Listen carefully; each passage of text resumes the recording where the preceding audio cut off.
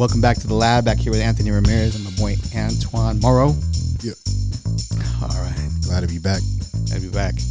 You know, it's fun. I love having my friends on because I have the most unique set of people that I take advice from, information. So I'm looking forward for you to start creating what you're creating. I don't know what I want to share it right now. I don't want to share it right now. Yeah. But it's amazing, though, to see people stepping out of their comfort zones to be able to have, this idea in their mind that they're putting to go to fruition. Yeah. Right. Yeah. Because by trade now, you're a fitness model and professional bodybuilder. Not a professional bodybuilder yet. No. This year I will be going for that status quo. So, Are you? That's awesome. So this year is going to be a competing year for me. Last year I didn't compete at all. But you've been training now for how many years? Just in general? Because you train everything from special operators to... Yeah. I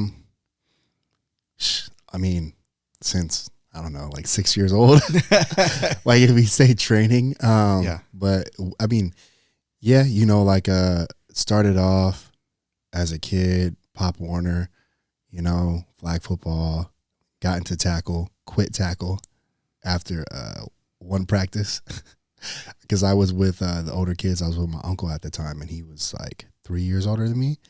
So, you know, like when you're a kid, those growth spurts really make a difference every year. Yeah. So at that age, I was pretty much the little guy. So I was like, man, I don't want to do this. So I quit. Then I started tackle again, played YMCA, basketball, you name it, middle school, high school, all the sports, track and field, football. I didn't play basketball in high school after freshman year. And then I ended up just playing track and football, just two sports. Joined the military, spec ops, started to do CrossFit because that's like what those boys were into. And then I was a physical training leader for those guys because they were always gone. So they needed to pretty much just come back and just like get things thrown at them and not really have to like actually think about how to do it. So they positioned me as the physical training leader because I was like really into the gym. So much that one time I remember my first sergeant was like, that gym's not going to get you nowhere, Morrow. I remember, I love her to death though. She just invited me to her retirement. She became a chief. Yeah. She also became a chief, and I forgot what's the highest chief? Master Chief? I don't think that's what it is in the Air Force. Is it E8? Chief First Sergeant? Maybe. No. I don't know. You would know. I don't know the Air Force. It's been so long. I don't know. Plus, I Yeah. never really got to those heights. So, Well, in the Army, it's a Command Sergeant Major. right. So I would assume it's something lateral to that.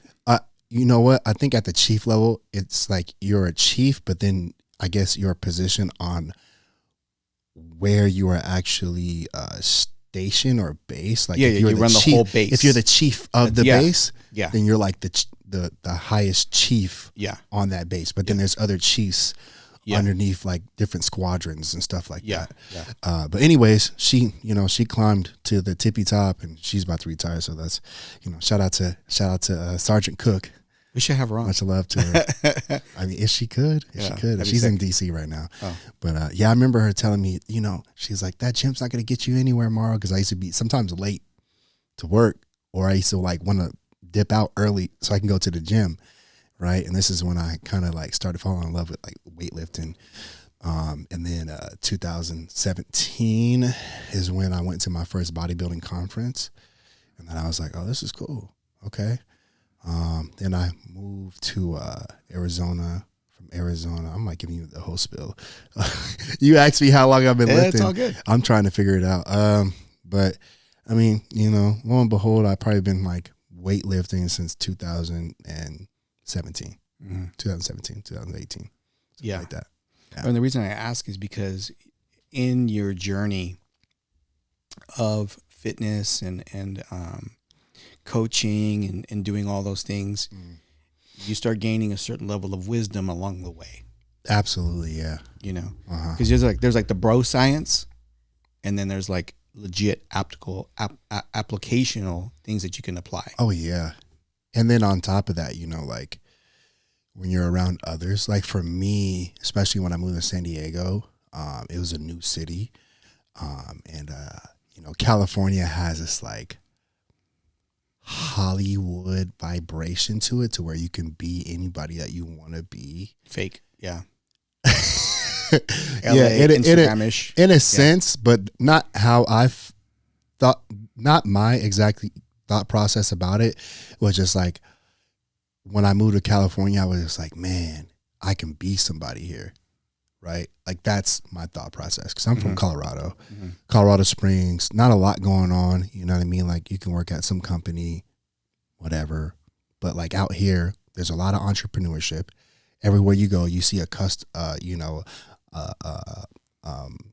individually owned store, shop, you know, all kinds of different restaurants that don't have any chains. You can only find it on El Cajon Boulevard or, you know, something like that. So that's what was like really special to me when I moved to California. And when I got involved with this gym called Self-Made Training Facility, I started to meet these people that I would see on social media. And I was meeting these people, and I'm like, man, I'm amongst my idols. Like I'm shaking hands. I'm standing right next to them. Like, yeah, I got your number in my phone now. This is cool, you know? And from there, you know, it was just like, you know, I started to get involved with like fitness legends of San Diego and being in the same gym as them, and then actually getting to train with them, whether if they were like a coach or an IFBB pro, or you name it. You know, I got to train with these people, and I like Stearns up the street is like legendary. Oh, absolutely, yeah, facts. Legendary, facts. You know, shout out to Lonnie, he's the gym owner over there. Yeah, and a gentleman named Fetty Mo is a guy that I got introduced to. He's a IFBB pro. I remember seeing pictures of him back in like. God, yeah, the bro, dude like is the everywhere. 90s, bro. I'm talking about like. Oh, you talking about Lonnie? Yeah. Yeah. I'm not even, when I saw Stearns Gym just driving through the neighborhood, I was like, that can't be the same Stearns Gym. And then I went up the stairs and I looked around, I had like deja vu. I've seen this place before. Oh my God, I've seen this place in magazines, like Muscle Fitness, you know? Yeah. I'm like, whoa, this is legendary. Yeah. It's funny because it's on the top of a laundromat. you would never expect all that weight. Honestly, that's like the most awkward, strangest place I've ever seen a gym, but it works. Yeah, it works. So hey, you see the history as you go in there, like all the pictures. So much history. So much history. It's the oldest gym in California, I believe. Yeah, I want to say it has to be California, one of the longest running. San Diego for sure. Between that one and the quote the gym that used to be the old Goals Gym. Yeah. That I think between those two, those are probably pretty old. Yeah. Well, I mean, the gym don't count because it's rebranded now. Yeah. So same owner guy though. Yeah. I met the same guy. Yeah. But you know, it used to be called Worlds. So. Yeah, it was World Gym. Yeah. So, you know, it's the gym now. Yeah, it was Worlds and Gold's. Stearns been Stearns since 1937. True statement. You know what I mean? Yeah. But yeah, just learning from all these different guys and taking note and just watching and being a student of the game. Yeah. I feel like that's probably what really elevated me to the position that I'm in now. Not to say that I'm in any like particular position, but you know, I'm well versed when it comes to fitness and training. Yeah. Like, I can literally do anything. There's nothing that I can't physically do, or there's nothing that I can't physically teach anybody to do. You know what I mean? Like if they want to lose weight, I got you. Lose fat, I got you. Build muscle, I got you. Be more functional, I got you. Perform, I got you. Become faster, I got you. Jump higher, I got you. Or work on an impingement that you have, you know, because you injured yourself or you had a car wreck and now you're having some problems with your shoulder. I got you. I appreciate that. Yeah. About to be there. Yeah. I'm almost there. Yeah. But yeah, it's been a fun journey, man. It's just like the craziest thing with the body is like there's always something new to learn. There's never a day where like you know everything. And if you do present yourself in that manner, as if you know everything, you're probably not going to get far. I'm amazed nowadays how deep things go. You know, this month, kind of like my theme that I've been trying to really stick to is breaking out of the dogma. Right? Because there's so much of that in the world today. And before we started recording earlier, we were talking about like how the government, right? The government, and I was talking like, well, it's not the government, it's because of X systems were put in place that create, like in our school systems, create employees, right? Right. And so people get bought into that dogma mentality that this is what I'm going to do, go through school, then I graduate, I go college and maybe an area I want to focus in. I'm going to go work for the man for a while, then have some kids, get a mortgage, get the dad bod. They're in that box. Right. Kids leave. 5 more years later, I retire when I'm 55, maybe 60, enjoy maybe 5-10 years and then die. You know what? People are scared to be different. They're scared to be different. They're scared to be talked about amongst others. They're scared to feel that that rush of anxiety. They're scared to have that pushback to where, you know, they are stumbling through the learning curve. And then also people being like, why can't you just be normal? Basically. Yeah. Right. And I laugh at that. I just think it's so funny when people try to downplay you and they try to make you feel less of a person. Because it makes them feel better. Because it makes them feel better. Yeah, they say and blowing out someone else's candle to make theirs shine brighter. To make theirs shine brighter, right? But it's not that. It's just because they're so mediocre that their brain can't even process or fathom the escalation that you're making right now. Like they can't even breathe at those heights. You know what I mean? Like they feel claustrophobic when they're around you because you take up so much space. Well, they feel intimidation from it because in reality, like when I've gone to certain events, okay, and I'm just a lender in my mind. I'm just a regular lender guy, but I get invited to somewhere and one guy across from me is worth $100 million. Some other dude's like a billionaire, owns a pharmacy. And I ask myself, I'm like, what am I doing here? Right. Because I feel at that point imposter syndrome, insignificant, 100%. And you know how I am on social media. I don't like posting myself. Yeah. Because I just was never that guy. Right. Right. But at the same time, you have to allow yourself the grace, but still recognize,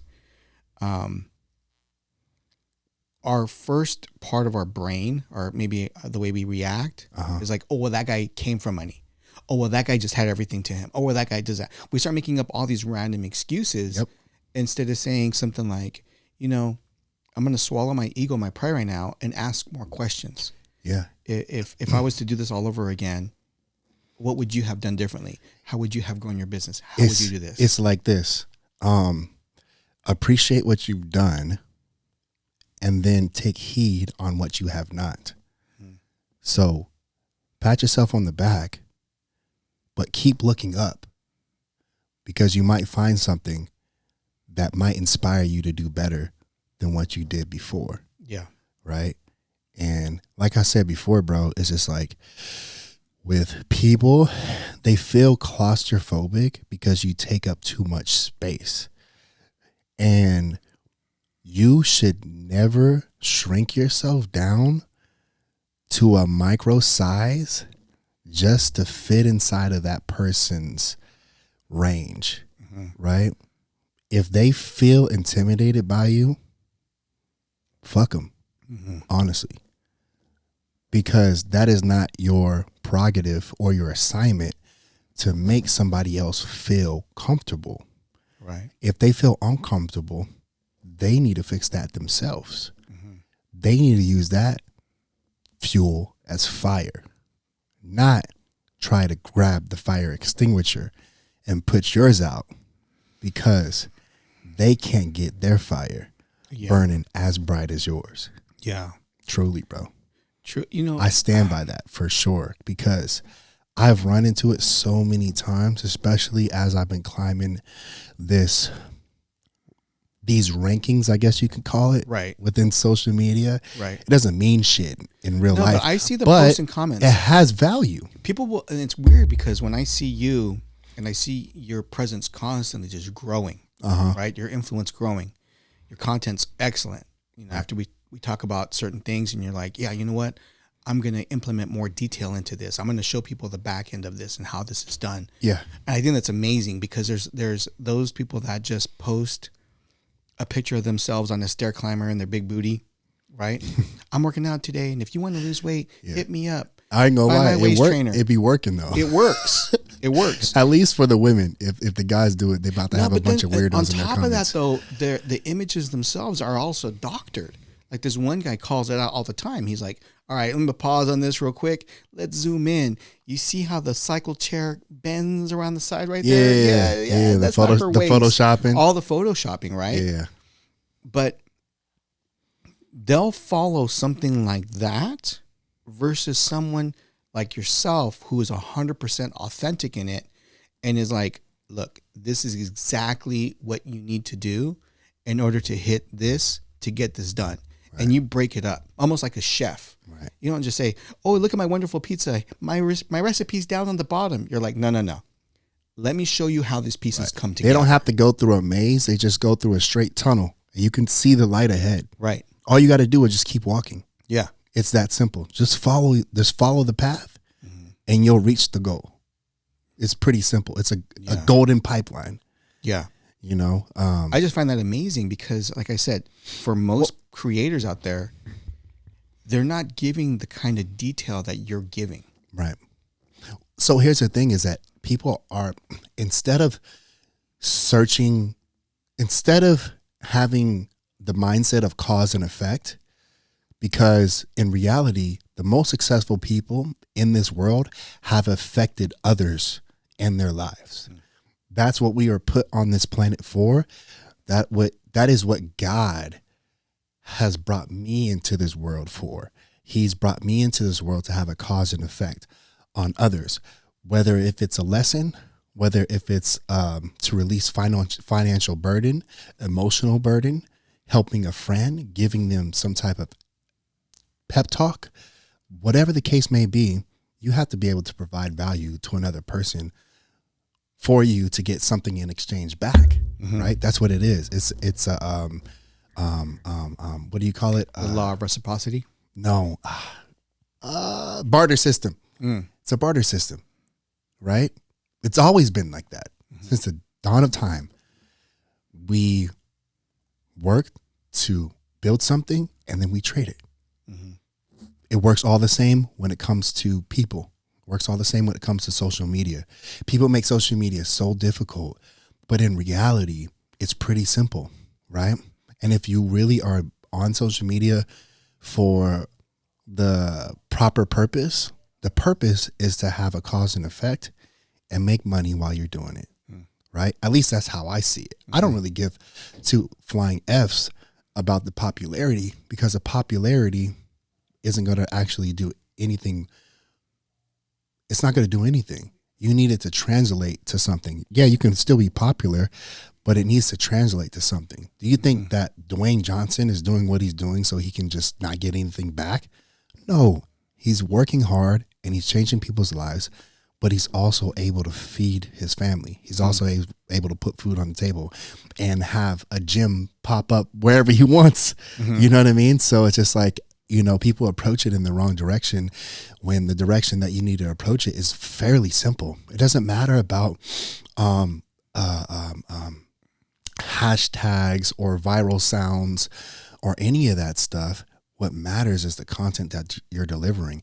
If you're just posting flashy like snapshots of you, let's just say lifting weights, and you're trying to look cool and you have this shirt on and you take your shirt off and then you just have this music in the background, like, bro, that's not doing anything for you. You're not going to grow like that. Right. Like maybe like 1% of like somebody who just looks incredible and they're just like handsome as fuck or very beautiful, and people just like idolize them for like their aesthetics, birthright. Yeah. Because their parents are who they are and they were just born that way. Yeah. Like other than that, it's just like you got to figure it out. And there's a certain level of like narcissism in it. Narcissism, 100%. There's yeah, I've been a victim of that for sure. Like just being like very, I guess not narcissistic, but vain. Yeah. Vain. You know what I mean? Like being vain. And that's what social media can get you caught into, because you're looking for that affirmation from other people to say that, yo, you look dope. You look good. It's funny. I get that with my wife, because like my wife's beautiful. I'm like, go through my IG. My wife's hot. Yeah. All my friends always tell me like, did you outkick your coverage? I've heard everything from like, you outkicked your coverage to, dude, what are you doing? Or, whatever. Right. And she's a wonderful person. Yeah. Right. But what's really funny with her is that, maybe that's why I love her as much as I do, she's not self-centered. She's not the person that sits there. That's the real beauty. Records herself all day. That's the real Matter of fact, beauty. like the opposite. She's like, I don't know. My wife's the same way, bro. You know? She don't even like to be on social media. Yeah. And if she wanted to be a model, she 100% could. 100% could. Yeah. If she wanted to fucking be a she competes too, right? She wanted to be a multi-millionaire through OnlyFans, she 100% could. Right. Trust. 100% could. Yeah. But she has morals. She has value. She doesn't care about that shit. And she knows that for her, at least, life has a different purpose. Yeah. Or life has a different meaning than just like, doing that shit. And not to say that, by you posting your pictures or doing whatever is not the wave, because I do it. You know what I mean? Like, however you like to create, But I think it's profound what you just said, because it really changed my mindset here in this moment. Okay. Post to teach. Yeah. Teach. That's your content. I'm going to, because I've always struggled with certain things. Personal life stuff. Yeah. My extracurricular activities. Because, I still train with like some of the team guys. We do little CQB stuff and we shoot. Yeah. Have a good time. Yeah. Right. My personal life. And I was always struggling, like, should I post this? Yeah. And then at the same time, I'm like, no, I don't, because I have to worry about how people are going to perceive me. Yeah. Right. And yet I would say a majority of my vast clients are typically veterans. Yeah. And then I'm like, okay, how do I cross this leap? And maybe I struggle with it personally because of the generational gaps, Yeah. Here, I've done public speaking on the majority of my time, right? Then it comes to the social media part, and it's just like, It's like going from a book to a computer. It's like, I don't know how this thing works, and then you post something dumb, random, whatever, and then you start posting it in terms of like I thought of it like a family album, right? I'm just going to post my life, and my friends would like it, and somebody would see my life as interesting, right? Is enough people recognizing me, and then you get that awkward feeling, because it's like, why do I even care what people think? They don't give a shit. They don't care. They're just, matter of fact, the majority of them scroll through to judge you. 100%. And you're giving them ammunition. Right? So then... Now, by them not liking it, is by them saying, fuck. Right? And it's just some random person. Like, it's just some random person. Interesting. Yeah. Right? But let's be real. That's really how people be. That's how they do. Yeah. Or they'll put an ill comment because there's a lot of people out there who do feel better by talking smack. Yeah. And oh, absolutely. Some dude came on my stuff the other day. This is what I do with those type of people. First of all, I block them immediately. I don't want negativity in my life. Yeah. If you just want to come on here and just be negative, bro, I'm not about to feel that fire. Clearly something's bothering you. You got demons you're fighting. Yeah. And your life isn't. See, I'm the kind of person that would respond with that. Clearly you have problems in your life. No, where you have but, the need to. But that gives that person my time. I shouldn't do that. That gives that person my time. And this is how I value my time. My time is worth $1,000 per hour. Yeah. So if I give that person 2 minutes, I'm giving them some of my money. Right. So I just don't see the value in me responding to people when they have dumbass shit to say. Clearly, you got some issues, and I'm not about to keep this rhetoric going to where you think that it's comfortable for you to comment and get a reaction out of me, because that's all you're looking for anyways. And if I give you that, you've won. Yeah. Whether if I come at you with a joke or I like topple your comment or whatever the case may be, you still won, you know. And this gentleman, I just thought of something bad. This gentleman came on. He was just like, he's like fucking chicken legs. And I'm just like, why? Yeah. Right? I'm like, why? First of all, I know I don't have chicken legs. Yeah.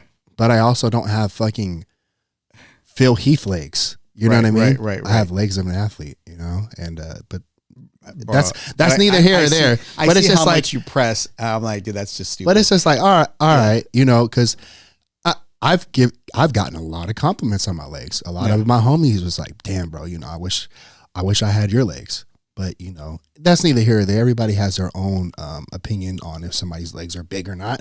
But anyways, he comes on there and he's like, fucking chicken legs. And then he said, what was the other comment that he said? He said something like, he was like, oh, it's really entertaining to see two midgets training. And it was my boy spotting me when I was bench pressing 150 pounds. First of all, dog, I'm 5'10". Like, what are you talking about? You know what I mean? For one. So it's just like those type of comments. I'm just like, there's no point in me responding to this dude. Clearly, he has a lot of aggression in him, because I look at his page. Fucking the dude looks like his eyes are all fucking black right here. Yeah. And he's like, every post that he's making, it's like very aggressive. He's like boxing and talking about some crazy shit, and I'm just like, it's just toxic people. Clearly, this dude just wants to fucking spark some shit, and he wants to just fight somebody. Right. And I'm just like, that ain't about to be me, man. I'm trying to get closer. He probably got beat as a kid. I'm trying to get closer to God. Yeah. And normally, if I do respond, that's exactly what I say. Find God. Yeah. Find God. That's been like my biggest thing this year, man. It's just peace, and I'm trying to be closer to God, because I just feel like anything else that I try to lean on, it's not going to be an indefinite thing. And one thing that I can always lean on, whether he's real or not, is my faith with God. Right? Just knowing that, like, you know, I'm here only because my creator allowed me to be here. We came from somewhere, somehow, some way, whether if God is the universe, if it's an actual thing, a light, whatever the case may be. That's just like what I'm trying to get closer to, is just being like more in tune with peace and love. You know, more in tune with those things. Have you found that the more that you reflect on God and give thanks, how more abundance he puts in your way? Absolutely. Because that vibration has a cause and effect on every environment that you step into. People can feel it. You know what I mean? Very true. And you know it. And it puts your mind into a place to where you can really think and operate clearly. And it's better when things are like calm and there's not too much chaos going on. When there's a lot of chaos going on, like, just imagine like King Kong in downtown San Diego. There's choppers, there's fire, there's police, there's Sirens going off. Yeah. There's people screaming, there's cars honking. So much going on. You can't even focus. You can't even hear what somebody else is saying to you. That's what it's like when you're a destructive person inside. Do you find, it's crazy that you say this, it's getting deep, that when you're in a situation, then now that you're changing, or you're modifying your outlook into more graces of God, that not only is the inner peace growing within you, but you also at the same time somewhat acknowledge or feel sad for, I guess, when others don't have that inner peace. Yeah, absolutely. Because I'm like, man, I wish you could be happy. Yeah. That's not my job, but I wish you could be happy. Because I know for the longest time, I'm still not religious. I don't have a religion. I don't think religion is. There's a lot of things that I think about religion. I like the positive things from every religion, like the good things. Yeah. Because there are bad things. So I think they're like customs and traditions that are like dogmatic. Right. That's the way I take it. Right. And some traditions just don't make any fucking sense. Or they lost its meaning along the way. Or somebody just interpreted It something. lost its meaning, or somebody interpreted it wrong. Yeah. Or their, and this is just what you're supposed to do. Or and their, like, well, or their, that doesn't make sense, but or okay. their belief is just twisted. Yeah. You know? That's just been human since the beginning. Like people trying to figure stuff out. Like, is this how things are working? Like, is that star in the sky for a certain reason at a certain time of the year? Like, what does that mean? You know what I mean? And we try to put a reason behind it, like a rationality, and sometimes those rationalities just like aren't. Well, it's funny. They're a little bit wild. They're a little bit wild. Like the Chinese people when they have to wear those small shoes and that the binding shoes. Yeah, binding shoes, and they had to have small feet, and if you had big feet, like you were basically ugly. Yeah. Or like you weren't a feminine. Yeah. That's wild. Oh no, I agree with you. Or like, my wife told me that her grandma used to put lemon drops in her eyes. In their eyes. My aunt too did that to be able to cleanse their sight. Yeah. And it gave her it not even like a catarism. It gave her like a foggy lens because it burnt the lens on her eye. So now she can't. It's like she's trying to see through something opaque. That's crazy, man. It's crazy, but you know what though? Okay, so how does this relate to business and with fitness and mindset? And it really goes back to breaking dogmatic principles. And the reason I say this, and I had this conversation the other day with the monkeys in the ladder. You know about that one, right? Yeah. So with the monkeys, they put the 5 monkeys in the room and they put the bananas on the top of the ladder. That whole punishment system. And when I read that a while ago, that stuck with me so hard because, especially in my industry, in real estate, and when I'm doing a transaction or I'm looking at a guideline, and I have some underwriter comes over to me and says, well, I've been in the business for 20 years. This is the way we're supposed to do things. And this is what it says. Yeah. So they come from a position of authority based on how long time and grade. And then in another book, I had read another quote, and it was like, they may be the smartest person in the room, but it doesn't make them right. Yeah. Right. Yeah. So even like doctors with a certificate and everything else can peddle medications because they're being pushed by their pharmaceutical rep and the financial incentive of their institution. And yet the person that's on the receiving end never stops to read the little pamphlet. Right. And just say, hey, I know how to read, and you can use critical thinking skills to see how this is going to apply to me, and I can outweigh the risk. Right. I can weigh it out. Right. Right. It's as simple a principle as that.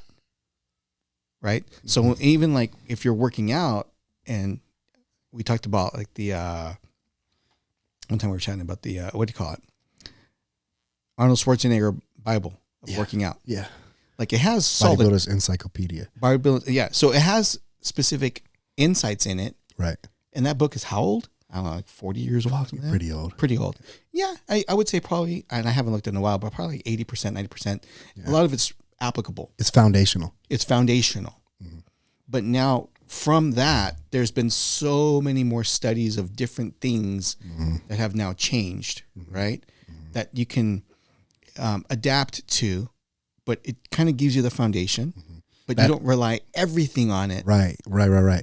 And it's just like, especially people that believe or like, I guess can't evolve and they believe in the OG method works.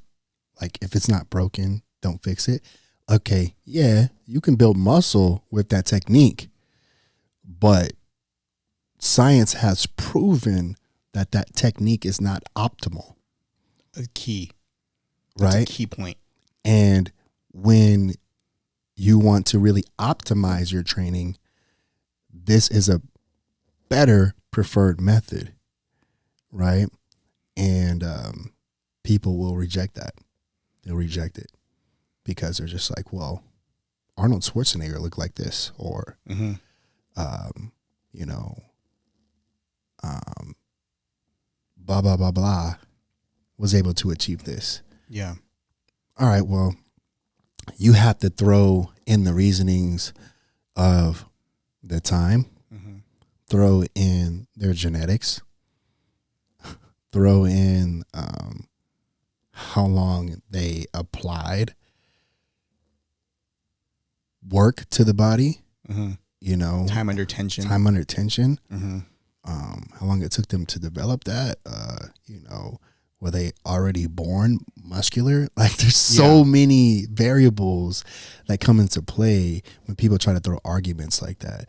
And it's just like, how about you just stick to what you know, expand your perception on what you know, apply it, and see how it feels. You can tell. I'm excited for you to come out with your training program, by the way. Oh man, I can't wait. Because this is one of the biggest differences, I think, when you started giving me the idea that you were doing on going granular with it. Yeah. And really explaining these are the principles, why this and this is the cause and effect of why these things happen. Yeah. And for me personally, as a person who likes to read and listen to audiobooks all the time, I love that kind of stuff. Yeah. Because the details to me is what matters a lot. Yeah. And I remember you could only give so many details in social media. Yeah. And there's also paralysis analysis, and I understand that like, you're trying to get too much information before executing. Yeah. But there was a story that I read in a book, and it was about a fisherman. And this applied with my dad when we went fishing. I had been fishing one pot my entire life, right? Since I can remember. And we would walk onto the pier, and he would go through the same routine. Pull out the sardine, cut it, put it on the hook, drop the line down at the end of the pier, and we just sit there and wait. And that's all I knew of fishing, because that's what my dad did. Eventually, I got around to asking my dad, hey, Dad, who taught you how to fish? He's like, oh, your grandpa did. Talk to my grandpa. He goes through the same thing. He's like, oh, yeah, we go to the pier and da-da-da-da-da. Who taught you how to fish? He goes, I saw some guy doing it. And I was like, wait a minute. So I'm going to take my son out to go fish. And I'm walking out to the pier. And no joke, there's a homeless guy off to the side, chopping up bait, dropping it down. And I had this flashback of that with my grandfather. Holy crap. He just got it probably from some homeless dude sitting on the pier doing this. So I went home and started going on YouTube looking up fishing off the pier. My mind was blown. here we are going to the very end of the pier versus where like the water breaks and like all these different things and the bait and the hook. And I was all, are you kidding me? I've been doing this for 50 years. Oh. So my dad comes down with my cousin. We're supposed to go deep sea fishing for the day. So I'm going to go tuna fishing. Yeah. Right? Yeah. Couldn't go. Waters were kind of choppy that day. Yeah. So I decided, you know what? Screw it. Let's just go out to the pier, guys. Mm-hmm. And right when we got there, and I had my rigs already set up because I knew how I was going to do it. Mm-hmm.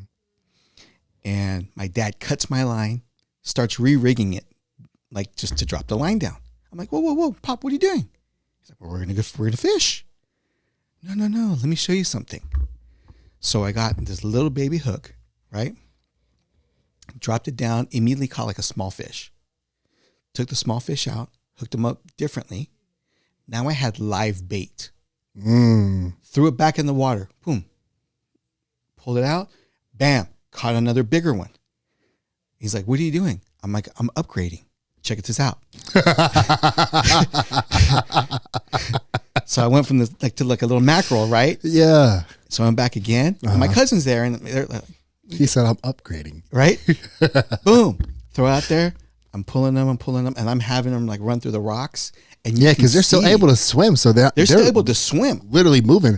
Versus you put the sardine on there and put it in the water, it's already dead. It's not going to move. It's just dead bait floating at the bottom. So I'm like, no wonder why we caught flounders, because we're fishing for bottom fish, right? Instead of trying to fish this other way.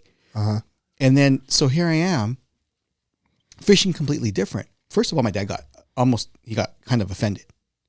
As they do. What do you mean? I've been doing this entire time. You're going to tell me that I raised you wrong? Yeah. Right. Okay. I've heard that before. For 3 generations now, mind you, right? Mm-hmm. It's important for us to question dogma. Absolutely. Just pause. Is there a better way for me to do this? Mm-hmm. And you just swallow your ego, swallow the pride, find the individuals who are experts in the area. Yeah. Who are also not just experts in the area, but I think they have the mindset like yourself. Yeah. That they're still open-minded to the science. Yeah. And to be well-rounded in all these different things. Steer the path of truth.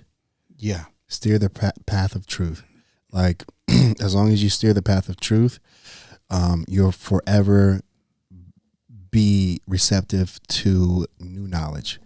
And, if you ever feel like you're at a place to where you can't learn anymore, like your technique works and not any other technique in the world, then that's when you're going to be stuck in that land of dogma. Yeah. And you're going to be passing that down to the other generations. And then somebody else's family is going to be so well more versed than yours, simply just because they had a different method of learning. Yeah. Yeah. And don't let those naysayers call you out. Yeah. I feel like that's very important for like parents, is to like kind of let their kids know, like, this is how I learned, but I found out that wasn't true. Mm-hmm. And this is how I'm going to teach you. Mm-hmm. And there is still principles. Like I said, the Schwarzenegger Bible, that the book in itself, you take it with a grain of salt. Right. It's foundational. Right. But just recognize that there's more above and beyond that. Right. And just maintain a continuous thirst of knowledge and flexibility with that. And you know what? Probably for years, people probably didn't think that there was anything else more than that book. Because that book is thick, boy. Yeah. It's like this big. Yeah, yeah. It's literally an encyclopedia. Yeah. They spent a lot of time and money making that book. Yeah. During that time. I think it took them. It was with Joe Weider. Yeah, Joe Weider. Mm-hmm. Literally was like the epitome of. That was the doctor that was walking him through the whole thing. He was the key anesthesiologist, I think, that was with him, right? Yep. Yeah. Yeah, it's just crazy that probably at that time people were probably looking at that book like, this is all you need. Yeah. This is literally all you need. but it's just crazy to fathom that there's so much more than this thick book. Well, you know, There's more. I think the way that you train, though, because you It's said almost infinite. you know, the ability to do different types of dynamic exercises. Yeah. Right. And ironically, because that's like my old era of working out. Yeah. Now I see those guys getting older, and they have the weight on them, and not just because of the anabolics and whatnot, but they say, man, I had so much that like they just can't. It's like a Great Dane getting old. It's just dysplasia everywhere. Yeah. And well, you know, small dogs live longer. Yeah. Yeah. Yeah. That's why once I'm done with bodybuilding, trimming it down, I'm not going to be big. Yeah. I promise you that. Yeah. Yeah. My goal is to not be big. My goal now is not to be big, but I have to grow in certain areas to be able to compete and be at the top of the competition. But other than that, like, my goal is not to be big at all, bro. Yeah. First of all, I don't feel great when I'm big. It's not sexy, especially to women, you know, and that's been proven. You know, women do like a guy that can pick them up and lift them and, you know, throw them around a little bit. But, you know, you don't have to be body. Yeah. You don't have to be, you don't have to take it to the extreme, you know, because I feel like nowadays, like, the daily compliment was like, dang, bro, you look big. You're jacked, bro. Dang, bro, I'm trying to get like you. I'm trying to get big like you. How much weight you hit? Big. That's all you hear.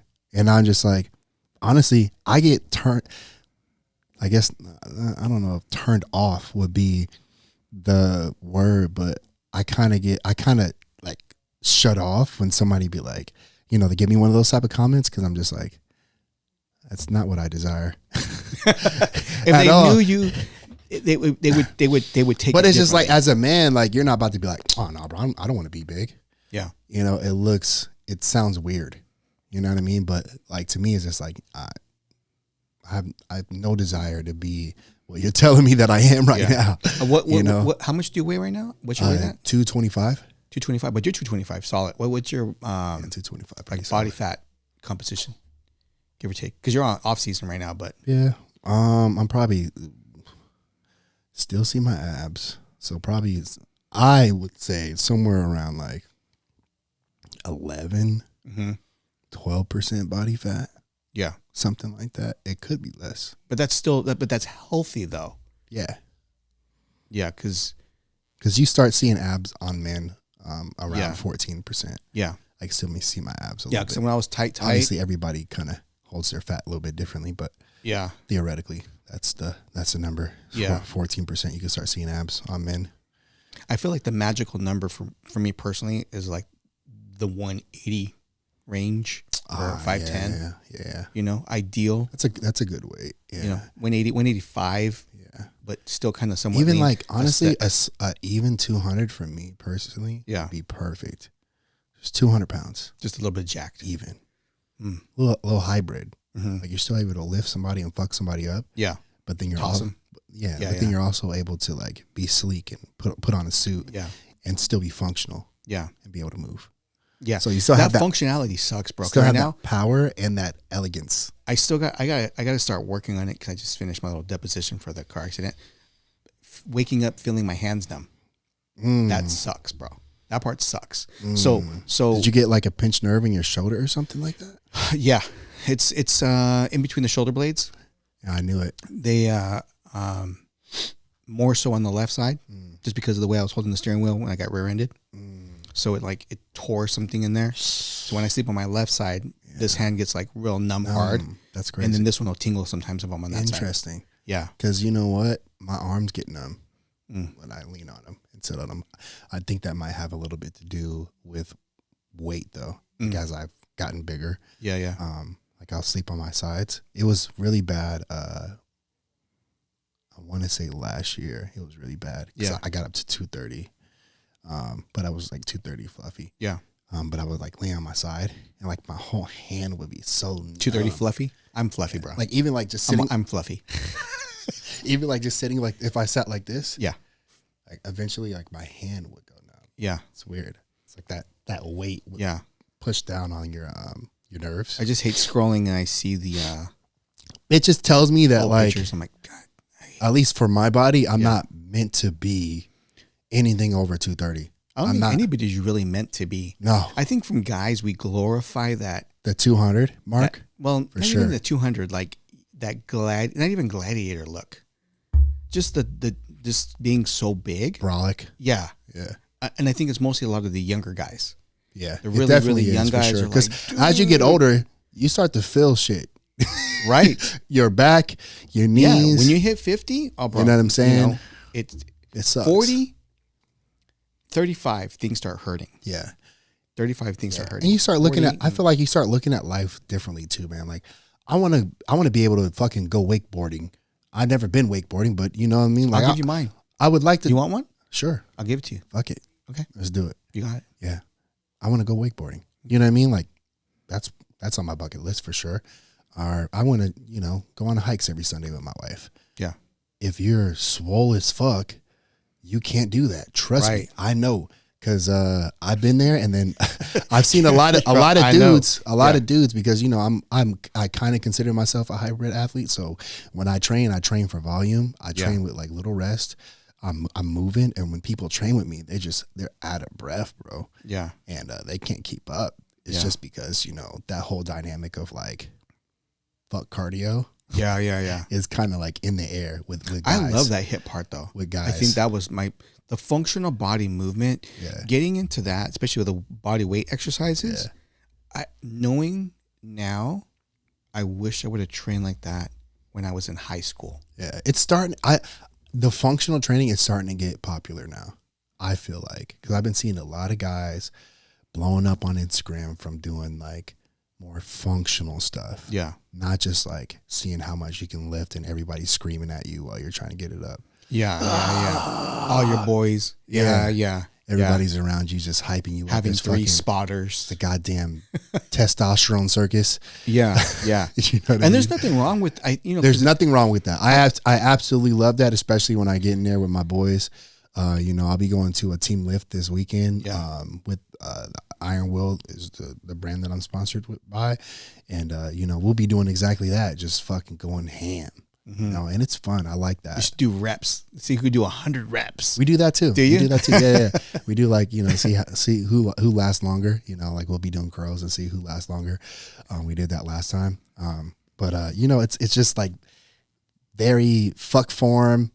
Just get in there, lift the weight, lift it as hard as you can, as long as you can, as much as you can, right? There's that approach when you're just like, with the boys. Shock the body. On some, Planet of the Apes shit. Everybody just trying to be King Kong, you know what I mean? Yeah. It's fun. It's fun to do that every now and then, because, when there's no form police and everybody's just having a good time, it's cool. Everything doesn't have to be so fucking technical, right? All the time. You know what I mean? Even when it comes to functional training, like sometimes functional training, half of the time, this shit has no purpose. You're not building muscle. Yeah. You're not 5 foot box jumps. Yeah. it's not, it's just like, maybe 5 foot box jumps, you might be working on your vertical. Yeah. But like when you're doing like, Yeah. And you're just in a rhythm and you're just doing your thing. Like you might be getting a little bit of core activation and stuff like that. But the entire workout itself is not optimal. Yeah. Right. But it's a functional training session that you're having to be able to challenge the body. Yeah. There's a difference between like actually having a purpose to actually just challenging yourself. Yeah. Like when people run fucking 50 miles or something like that, like it's a challenge. Yeah. It's not going to actually, your stamina is probably going to increase, but like it's more of a challenge. I think you said something really important though. And this is where I think it's applicable to business as well, is you get to a point where you just have fun with it. Yeah. Just have fun with it. It's just a game. Yeah. This is just a game against other people. Like in my world, I can see us relating to that where get like 5 people in the room, make phone calls. Let's just see who makes the most appointments and just do it. And don't even care. You get hung up. Who cares? Let's just do this for an hour and let's just see who does it. Yeah. And that's when you get some of the best results is when you throw care out the window. Yeah. Cause everybody's relaxed. Everybody's just having a good time. There's probably a lot more charisma in the conversations. They're probably able to think clearly. Yeah. But as soon as you say, all right, guys, it's a test. Yeah, because you're freeze up, concerned about the outcome. Yeah. And when you're no longer concerned about the outcome. Because that's how I am anytime when, let's take it to like education. Like if I'm just like learning something and then I'm like, yo, Ant, drilling you, right? Just drilling you with information that I learned. But then you give me this piece of paper and you're like, this is a test. You have 30 questions. Is it A or B or C? In 40 minutes. Yeah. Go. You're like, oh shit. It could be A, but it might be C. But I really think it's A. But for some reason, I think they just put C here just to screw me up. Just screw me up. So it's probably D. Yes, definitely D. All the above. You know what's what I mean? And it's crazy that you say that because a lot of these things I want my kids to watch when they get older. My daughter was telling me, it's like, Dad. Yeah, I know you said you're literally doing this for your kids. I'm literally doing it for my kids. Yeah. But my daughter had 4 questions on the math test. Yeah. And she goes, Dad, I looked at it and I knew the first 2 were completely wrong. And the next 2, one's like probably and the other one is. And she's like, I look at the 2 and she's like, no, that's the probably, that's the is. And she's like, it was so easy. I got like a 97 on my test. That's how you do it. But I go, babe, time out. Good job. You got a good grade. I don't want you to continue to think like that all the time. Because if they asked you to answer the question and write out the formula, there's more in knowing the formula, how you came to the conclusion, than it is guessing the most accurate or like the most probable of answer. Right. You're getting straight to the facts. Bam. Yeah. This is exactly how I got it here. Right. There's, this is the answer. This is the answer. You're teaching her how to think black and white. Yeah. Like what you were talking about earlier. Yeah. That's what I'm going to do on my courses with people and teaching them how to. That's what I'm going to do in my courses. Right? That's what we're talking today. Like, so break out of the dogma of the way things work. Right. If you do things this way, this is what's going to happen. But if you do things this way, this is what's going to happen. That's right. Boom. And understanding why. What were the variables that got me there? Yeah. What are the key leading indicators I need to pay attention to? Yeah. What are the variables that change the dynamics? Yeah. Awesome, brother. Yeah, right. Looking forward to it, bro. Yeah, bro. All right. Yeah. I can't wait. I'm excited, man. Now I can feel like I'm not the only one breaking out of the shell. For what? To do things a different way. Oh, yeah. So that people that know nothing can now follow understand the very key principles of why things come out the way they come out. Yeah. Can I explain it? Yeah. Just real quick. Go for it. So I'm building this platform. It's a community. It's a school by a company called School. I first heard about it from Alex Hermosi, and then I dived deep. Then this gentleman reached out to me to educate me on how we could print money. And what really attracted me to this whole situation was like, wow, I can save time and be able to add so much value to others. Knowing that by me adding value is going to be my ROI. Like I said earlier, life is about cause and effect. This is a barter system. If I'm able to affect more people, I can make more money, right? If we're being honest here. So this platform, it's a community. In this community, there's different sections, right?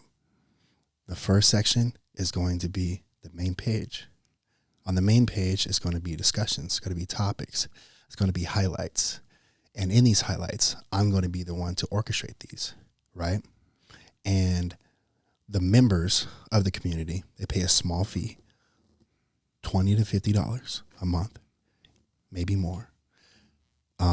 But it's a lot less than having to pay for one-on-one coaching that is normally like $500. Yeah. Right? So people are still able to get that value.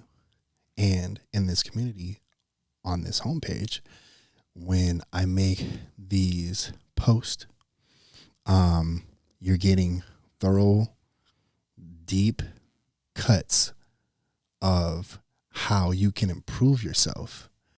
And then in that community, you have a bunch of like-minded individuals who are all trying to reach the goals, can do a back and forth on how they understand. And any questions that they ask, I answer. And now everybody can see that question in case if they didn't think about it or if they were too shy to ask it. Yeah. Right. And then from there, there's a pivoting point to where now I have pictures and I have videos explaining exercises, explaining different forms of attack when it comes to preparation for weight loss, for muscle build, for fat loss, for performance. And then there's separate programs that people will be able to buy at a discounted rate because you're a part of the community. And those programs will be tailored to how to build a chest, legs, back, buys.